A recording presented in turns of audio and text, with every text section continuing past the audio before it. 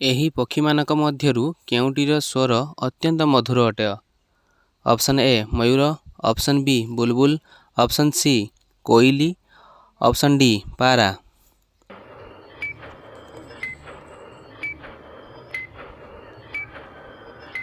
ତ ଏହାର ସଠିକ୍ ଉତ୍ତର ହେଉଛି ଅପସନ୍ ବି ବୁଲବୁଲ।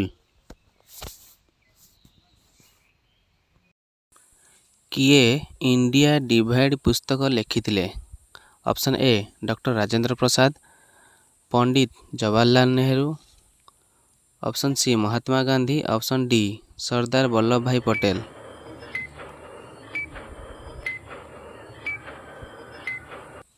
ତ ଏହାର ସଠିକ୍ ଉତ୍ତର ହେଉଛି option A doctor Rajendra Prasad.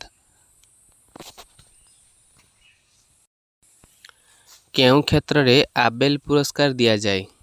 Option A ଗଣିତ, ଅପସନ୍ ବି ପଦାର୍ଥ ବିଜ୍ଞାନ, ଅପସନ୍ ସି ରସାୟନ ବିଜ୍ଞାନ, option D ଜ୍ୟୋତିର୍ବିଜ୍ଞାନ।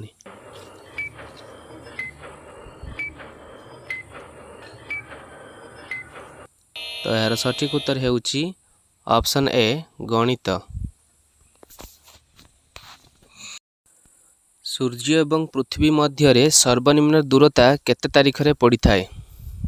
Option A 3 January, option B 28 December, option C 9 September, option D 11 April. ତ ଏହାର ସଠିକ୍ ଉତ୍ତର ହେଉଛି ଅପସନ୍ ଏ 3 ଜାନୁଆରୀ।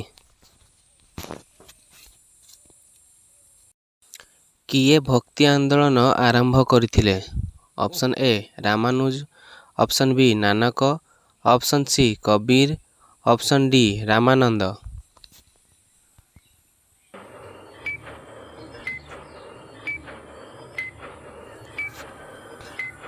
ତ ଏହାର ସଠିକ୍ ଉତ୍ତର ହେଉଛି ଅପସନ୍ ଏ ରାମାନୁଜ।